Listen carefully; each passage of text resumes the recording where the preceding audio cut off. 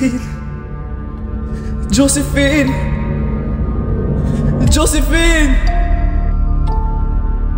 Inay! Ang bangkay ng kapatid ko! Ituro mo sa akin ang bangkay ng kapatid ko!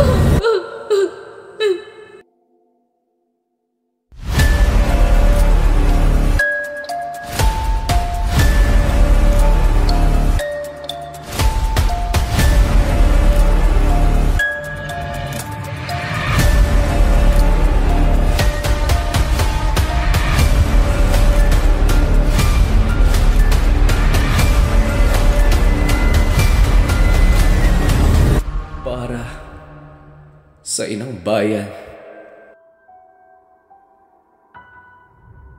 Ako, si Josefina. Habang tumatagal, para bang may kulang. Josephine! Josephine! Josephine!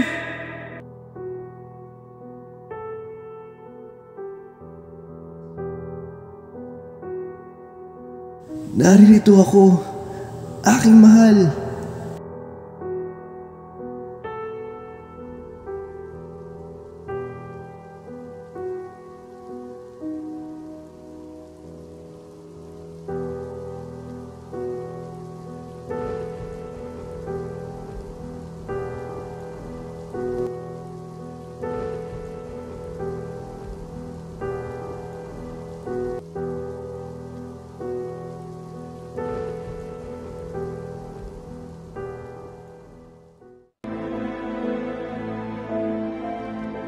Sa kabila ng maraming banta sa buhay ni Dr. Rizal, hindi niya inalintana ang mga ito para lamang makabalik muli sa kanyang inang bayan. Masidhi ang kanyang pagnanasang muling makita ang bansang kanyang nililiyan. Maisakatuparan ng kanyang mga iniwan na balakid at higit sa lahat ay makausap si General Despojol upang ilatag ang kanyang plano na pagpapatayo ng koordinasyon ng mga Pilipino sa Hilagang Borneo.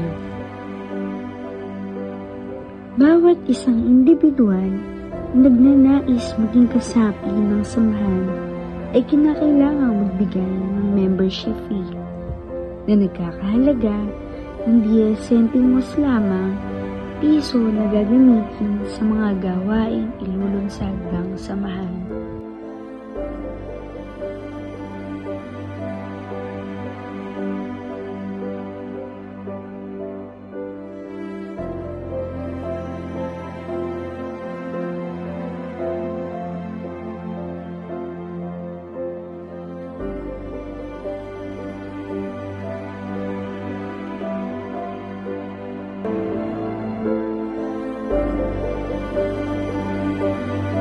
Mapag-isa, mapangalagaan, mapaunlad, at maisulong ang magbabago.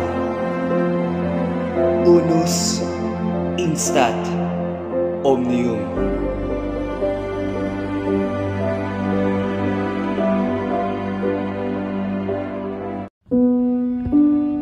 Makasaysayan ng lungsod ng Dapitan sapagkat dito namalagi si Dr. Rizal mula noong Hulyo 17, 1892 hanggang Hulyo 31, 1896. Itong Talisay, sa kabila ng mapayapang buhay ay hindi pa rin siya tinigilan ng mga kaaway. Sa pamamagitan ng pagpapadala ng isang bayarang mamamatay tao at maniniktik na nagpapanggap na kanyang pinsan upang bantayan ang bawat kilos niya. Sa dapitan niya nakilala ang isang babaeng dumating sa kanyang buhay na ang ngalay Josephine Brackett. Sila ay nagsama bilang mag-asawa at nabiyayaan ng isang anak na lalaki na agad din namang pumanaw ilang oras matapos itong ipanganak. Naging katulong niya si Josefina sa pagtuturo sa mga bata sa paaralang kanyang itinayo.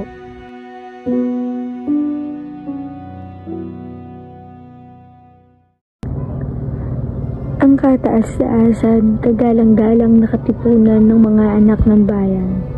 Noong Hulyo 7, 1872, ang samahan ay nailatag sa tahanan ni Deodato Arellano sa Calle Azcárraga, Tondo, Manila, kung saan si Arellano ay nahalal na lider ng samahan. Kabilang din sa mga nagtatag ng samahan sina Andres Bonifacio, Teodoro Plata at Ladislao Diwa, at si Emilio Jacinto naman ang utak ng katipunan. Araw ng mga tunay na anak ng bayan.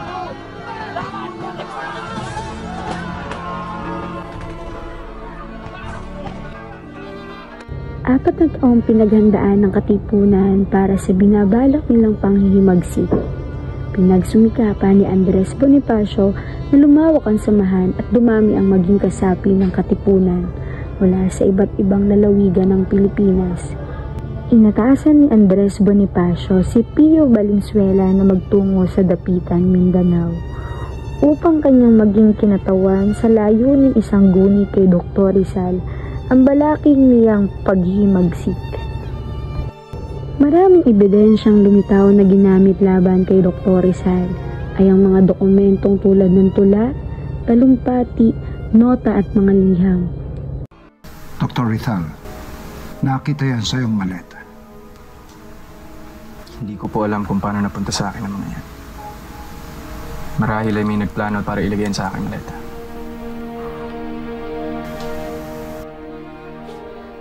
Kung ganoon, Dr. Rizal, kanino ang unan at banig na nasa iyong maleta? Kay Lucia.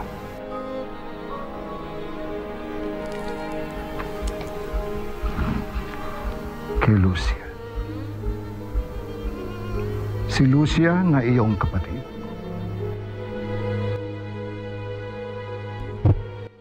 Kasamaang palad, hindi nabigyan ng matuwid na paghahatol si Dr. Rizal.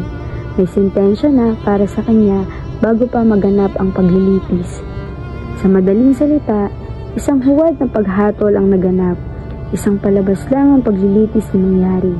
Hindi man lang siya nabigyan ng pagkakataong maiharap ang testigo laban sa mga paratang sa kanya.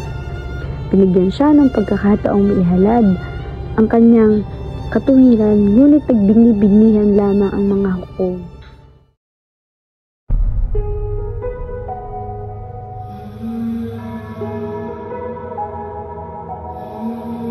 Las Islas, Filipinas, ang aking lupang sinilangan. Isang karangalan ang mamatay ng dahil sa iyo.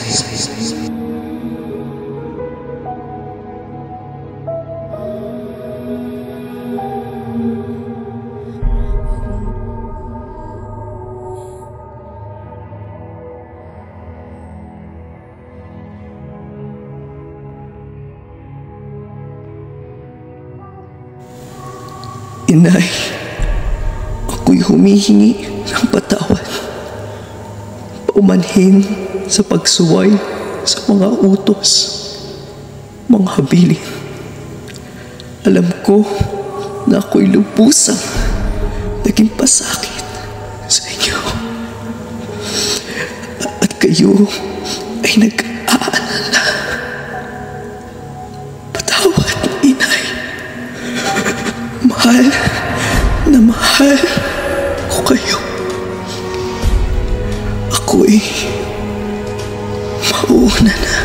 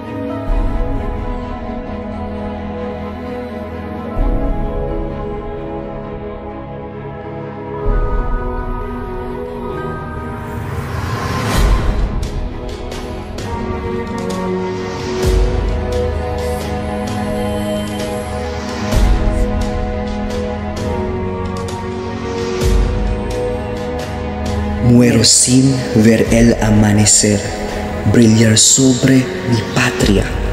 A ti que lo verás, no me olvides.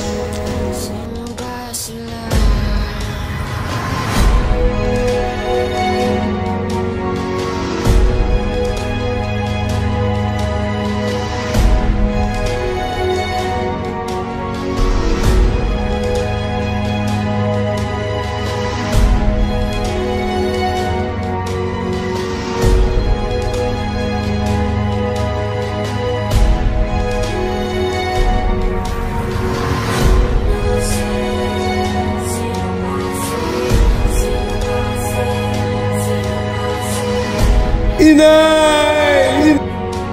Josephine! Josephine! Josephine! Para sa inang bayan. O Panginoon, kayo na ang bahala.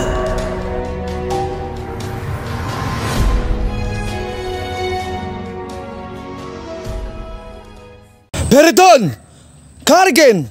Apunten! Consumatum est. ¡Fuego!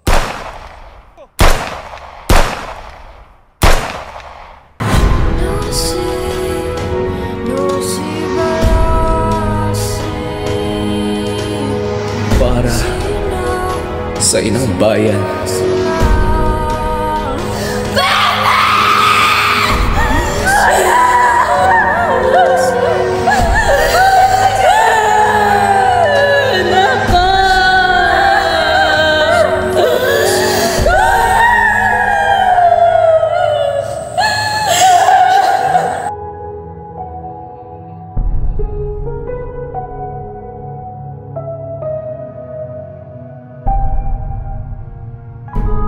Bakyosa!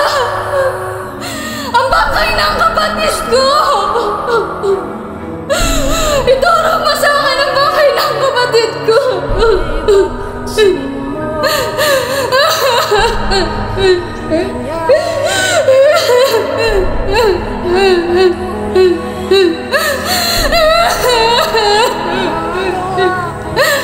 Bakyosa!